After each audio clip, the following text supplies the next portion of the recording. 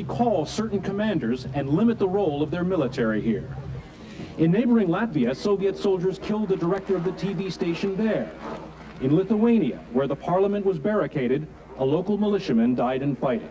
Today in Estonia's capital, the nervous tension dissolved in a street party.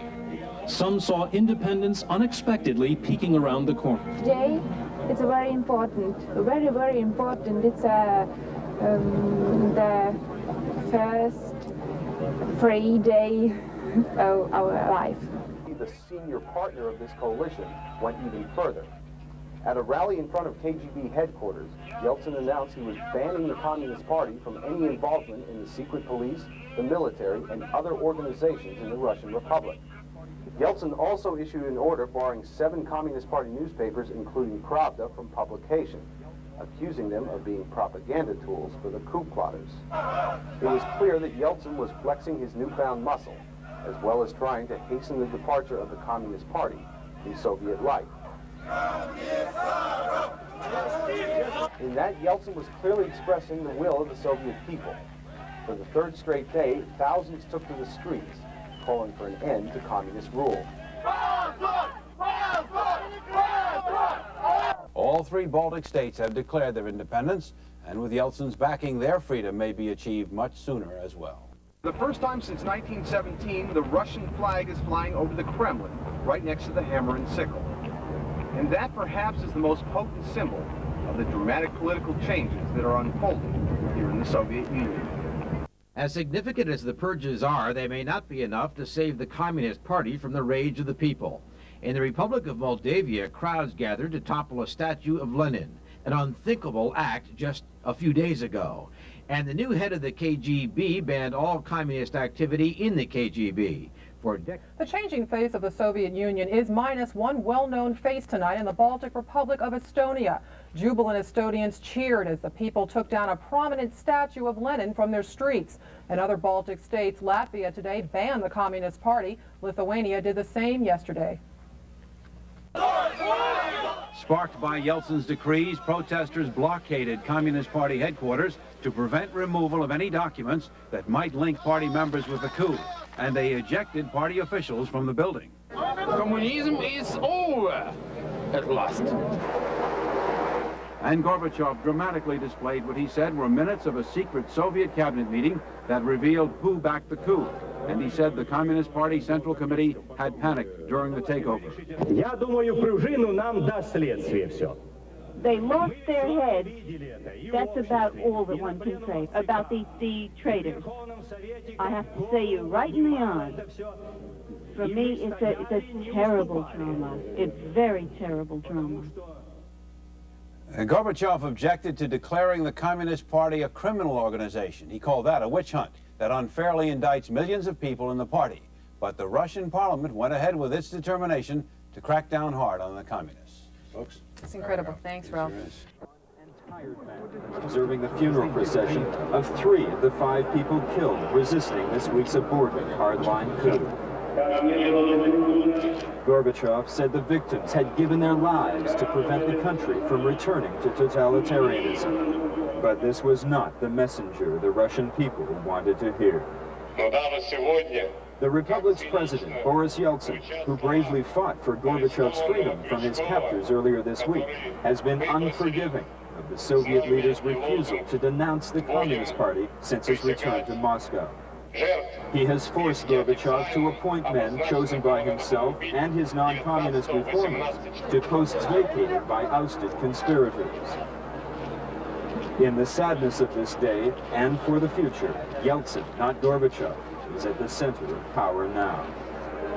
As Muscovites mourn the men they call their fallen heroes, some of Gorbachev's key Central Committee colleagues called for the dissolution of the Communist Party. In the productive Ukraine, with 50 million people, the second most populous Soviet republic, Parliament today declared full independence from the Soviet Union, pending a referendum there in December.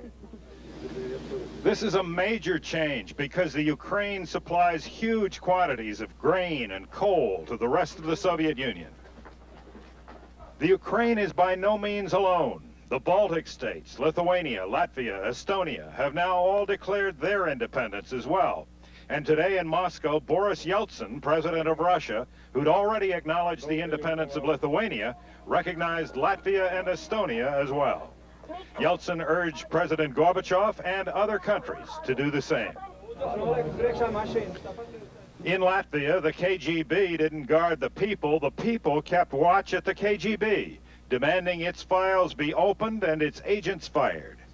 At Communist Party headquarters, officials tried to hold on to their building and apparently burned incriminating documents.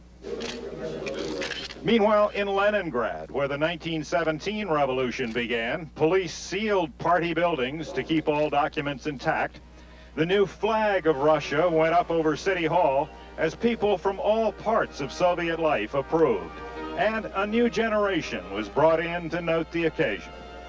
The old communist red flag was everywhere put down, or at least hurried out of sight.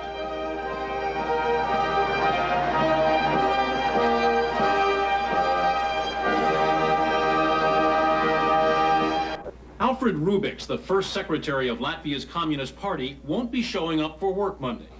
The party headquarters was seized Friday by Latvian police. The building is sealed off. The floor is strewn with documents that party workers tried to destroy. They burned intelligence files in the bathroom. No. Police found files that the party kept on intellectuals and reformers. This is the desk that belonged to the Communist Party boss here in Riga. He's in jail now. And this man is a prosecutor, an investigator with the police department. He's going through the desk, finding old memos, shredded documents, looking for the names of the collaborators, the people who participated with the hardliners from Moscow, and looking for ways in general that the party ran its business in this country. By the secretary's desk, they found a phone that rings directly to the Soviet Army barracks and to the hated Black Beret commandos. Lenin is still on the wall of the party secretary's office, but overnight his statue was toppled from its pedestal in downtown Riga. Latvians couldn't believe he was gone. Hot debates about the past, the future shot through the crowd. Independence now, it's a real fact. This young Latvian hopes to go back to his grandfather's farm that Stalin collectivized so disastrously in the 50s. Lenin is gone. Now the Latvians are talking about a Nuremberg-like tribunal for his men who took the hard line and lost it all. Dennis Murphy, NBC News, Riga, Latvia. How long will it be before the United States and the other major Western democracies recognize the Baltic republics as free, independent countries? Well, judging by what the president and his top aides had to say today, not long at all.